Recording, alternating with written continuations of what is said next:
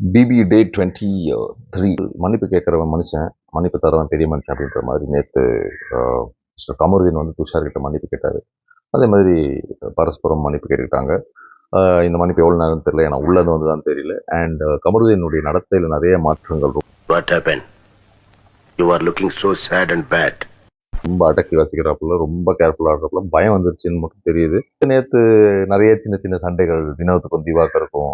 As usual பாரு வந்து Praveen attack பண்ணது, ஏதோ சாரி சொல்ல சாரி பூரி குப்பத்தொட்டியில் ஆடி வந்து இந்த 2வது நாளாக நேற்றும் கண்டினியூ ஆச்சு. ஒரு வழியாக அந்த டாஸ்க் ஒன்று பண்ணாங்க. நான் சொன்ன மாதிரியே தான் அந்த லாக்கர் ரூம் உள்ள போய் 9 செகண்டுக்குள்ளே எடுக்கணும். 3 கவரில் 3 டிஃப்ரெண்ட் ஐட்டம்ஸ் இருக்குது. ஆக்சசரிஸ் தனியாக, ட்ரெஸ்ஸு தனியாக, ஃபுட்டு தனியாக. இவங்க போய் என்ன பண்ணியிருக்காங்க, அந்த 9 செகண்ட் தான் 3 பேர் வந்து அள்ளியிருக்காங்க ஃபுல்லாக கிரீன் ஃபுட் ஐட்டம்ஸ். ஏன்னா அதில் ஒரு நல்ல எண்ணமும் இருக்குது. என்னென்னா எல்லாருமே சாப்பிடலாம், லக்ஸரியும் சாப்பிடலாம், அவங்களும் சாப்பிடலான்ற ஐடியாவில் ஒரு 1000 பாயிண்ட்டுக்கு தான் எடுக்கணும். அவங்க 4000 பாயிண்ட் கட்டணும்னாங்க. 1000 பாயிண்ட்டுக்கு மேலே போனதுனால Bigg Boss team will decide பாக்கி 3000 பாயிண்ட்டுக்கு இவங்க எடுத்த பொருள் எது வெளியே போகும்.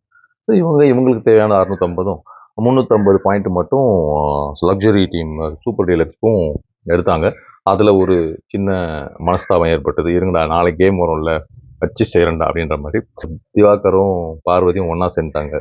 இப்போ வினோத்தும் கமருதீனும் கெட்டவங்களான மாதிரி இருக்குது. அதில் ஒரு விஷயம், ரொம்ப சீப்பான விஷயம் என்னென்னா, பார்வதி இத்தனை நாள் பண்ண விஷயங்கள்லாம், இந்த கவர் போட்டு சாப்பிட்றது, வெளியே போய் ரொம்ப நேரம் சாப்பிட்றது, இதெல்லாம் பேசினாங்க.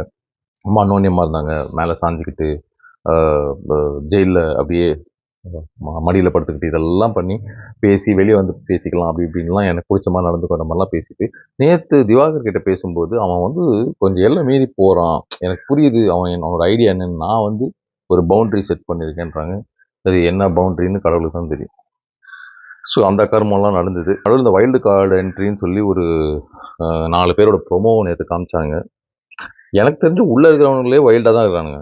இந்த 4 பேர் வைல்டு கார்டுன்னு கூட்டிகிட்டு வந்து இது எது வைல்ட் ஆக போகுதுன்னு எனக்கு தெரியல. இந்த 4 பேர் கொடுக்குற பில்டப் இருக்கே, ஐயோ என்னது, இவங்களுக்கெல்லாம் வந்து பேச தெரியல, அசிங்கமாக பேசுகிறவங்க. இவங்களுக்கு ஃபைனல் வார்னிங், மாஸ்க் போட்டுக்கு தான் கழட்ட போகிறோம். அப்புறம் இதில் வேறு கமருதீனோட எக்ஸ் கேர்ள் ஃப்ரெண்டு வராங்களாமே, அந்த அம்மா ஏதோ சொன்னாங்க, இவங்களுக்கெல்லாம் வந்து ஒரு லெசன் டீச் பண்ண போகிறோம். ஸோ சாண்ட்ரா அண்ட் பிரஜின் அவங்க ஹஸ்பண்ட் அண்ட் ஒய்ஃப் தனித்தனி பிளேயராக உள்ளே வர போகிறாங்கன்னு நினைக்கிறேன். ஸோ அவங்களும் வந்து இவங்களுக்கு விளையாடவே தெரியல, நாங்கள் வந்து காமிக்க போகிறோம். இப்போ ஒவ்வொரு சீசன் இந்த வைல்ட் கார்டு என்ட்ரியோட அந்த டயலாக்ஸ்லாம் பயங்கரமாக இருக்கும். ஆனால் பேஸ்மெண்ட் வீக்காக இருக்கும்.